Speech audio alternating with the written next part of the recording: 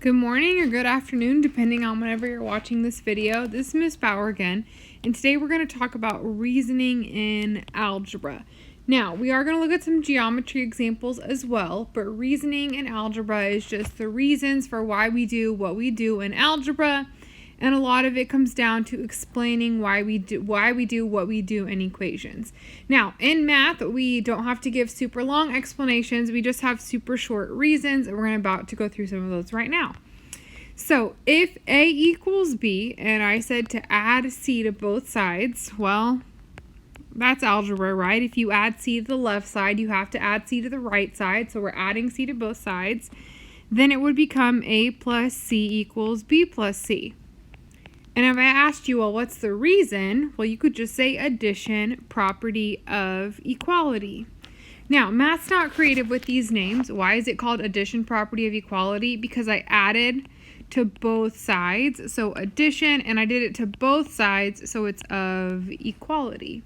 Now, in an algebra example, what this would look like is if you had this equation to solve, if 5x minus 7 equals 23, well then 5x would equal 30. Now, how did we get there?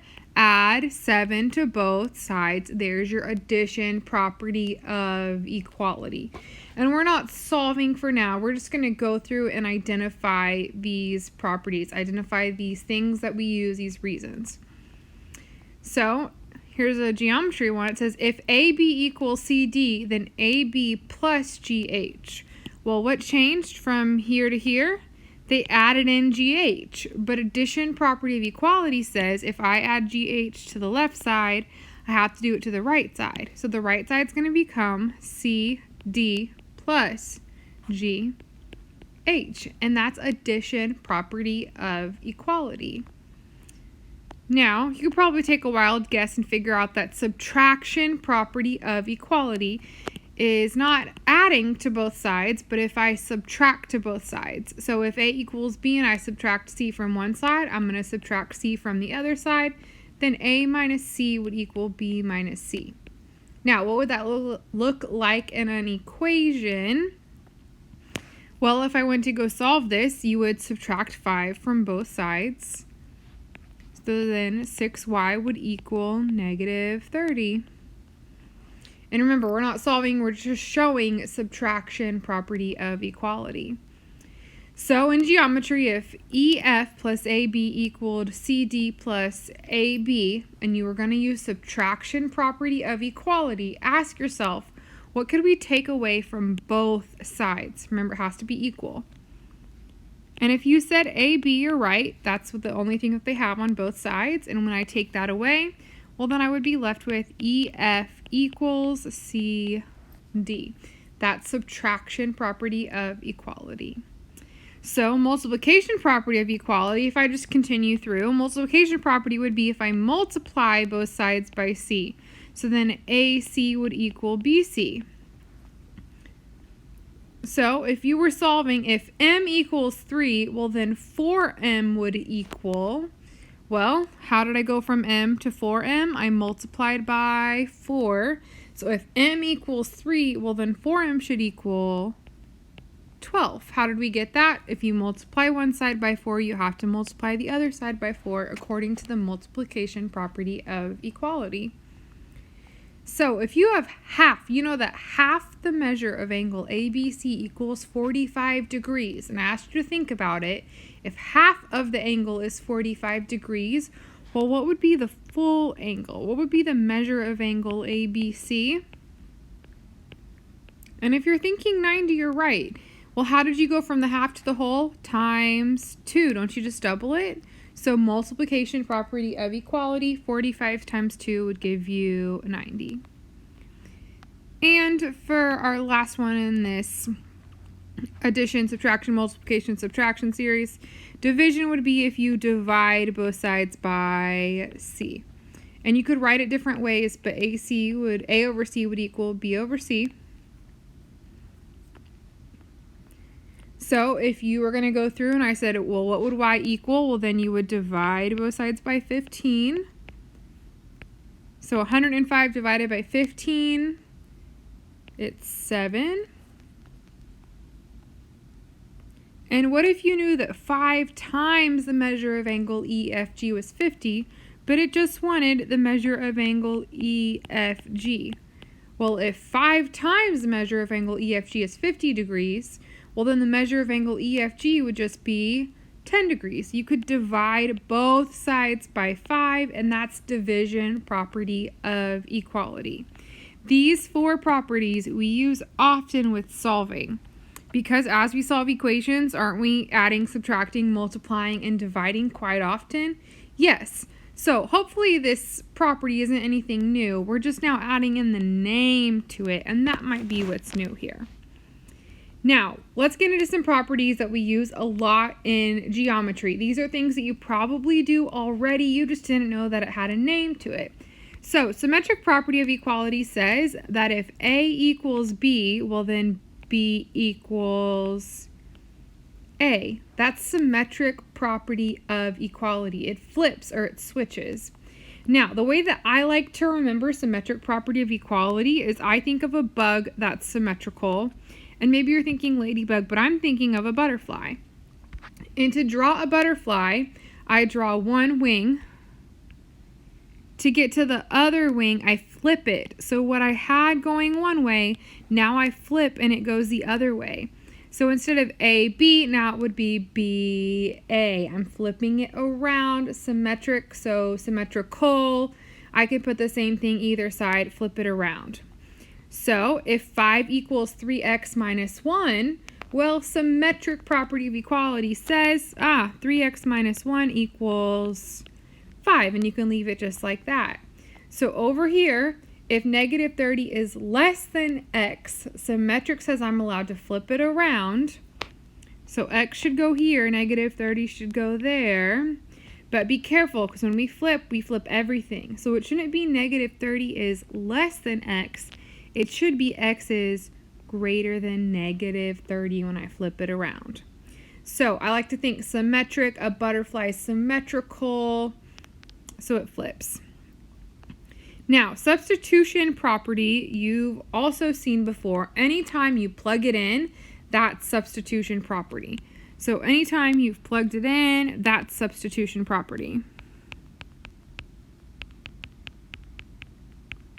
Another way to think of substitution property is to think of sub in sports or think of a sub in school.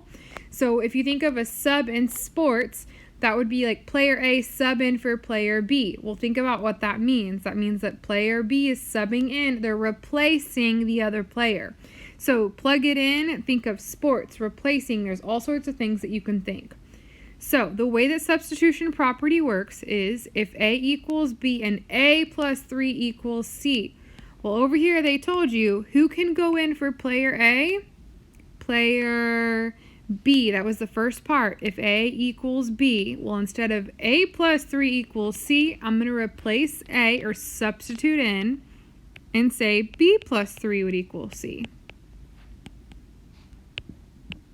And I'm allowed to do that because they told me that A equals B, so I can just replace it. And notice I just changed one thing. So this next one, if 5x plus 3 equals Z and x is negative 2, well, what are we going to replace x with? Negative 2. And I don't have to actually solve it. We're just substituting it back in. So notice I just changed one thing from here to there. I swapped out the x with a negative 2. They told me that I was allowed to swap and put that player in. So I want y'all to think and try this one. If cat plus 3 equals dog and cat equals n, they told you right there who could go in for cat. So instead of cat plus 3 equals dog, I could substitute in n. So I'm not going to say cat plus 3 equals dog. Now I'm going to say n plus 3 equals dog. So now I'm replacing cat with player n. So I'm subbing it in.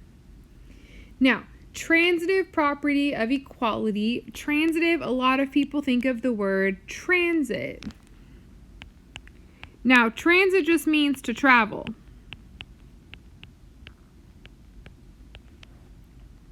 And if you've ever traveled with a layover, then you know you don't necessarily talk about the layover.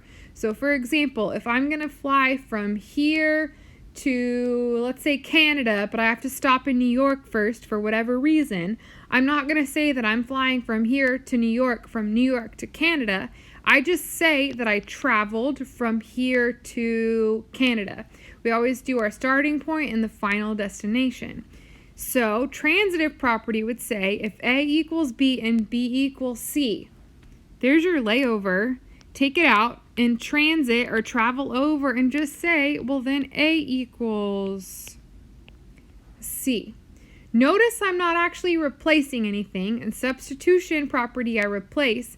In transitive property, I take out. So substitution, I replace, I swap. Transitive, I take out. So over here, if 4 plus 1 equals 2 plus 3 and 2 plus 3 equals 5, well, I don't need to say 2 plus 3 in there twice. I could take it out because it's back to back, and I'm going to travel over from my starting point to my final destination. So 4 plus 1 equals 5. And for this last one, I want you to try it. And hopefully you got it. You can just take out the CD because it overlaps in the middle and travel straight from AB to EF. So I'm going to write then AB would equal EF. And the last property, these are our 4 really popular geometry properties, and our last property in geometry is reflexive property. Now, reflexive property just means that me equals me. Reflexive, you or you, me equals me, A equals A. Now, this property might not seem like much now, but when we get into the future units, we will use reflexive property quite often. So yes, we know A equals A, duh. AB would equal AB, duh. And the measure of angle ABC should equal the measure of angle ABC. It seems a little bit redundant, but it's everyone's favorite property because there's no change. Nothing happens. If it's exactly the same, then it's just reflexive property, and we'll use that property a lot in the next unit. So these 4 are our geometry properties that you'll see quite often in geometry. These 4 back up here are the ones that you're going to see quite often in algebra. So a few more properties just to be aware of would be distributive property. We've done this before. So if you distribute, A times B would be AB plus A times C would be AC. Or more often you'd see it like this, right? And if I asked you, what would you do? You would say distribute. That means multiply. So 4x minus 4 times 5 is 20. So that's distributive property. And another property that's not on here, but let's go ahead and add it in, would be combining like terms.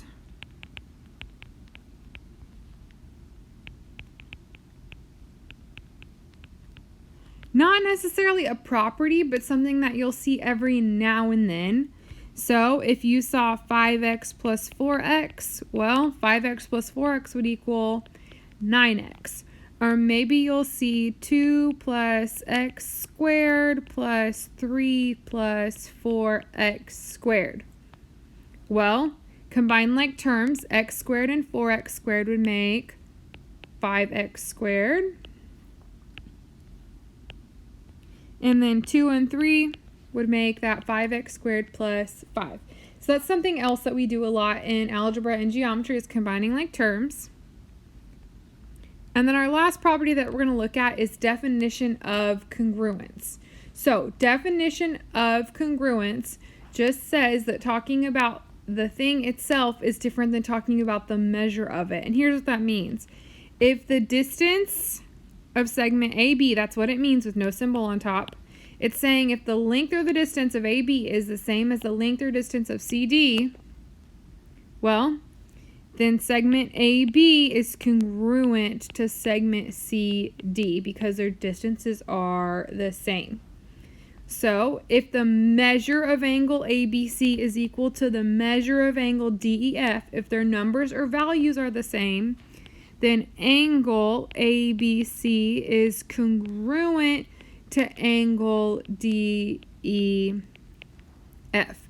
And that's all that that's saying, is if they're equal, then basically they are congruent. So it's just talking about the shape itself versus the measure of it. Hopefully you learned some stuff about those properties. We're going to pick up in the next video with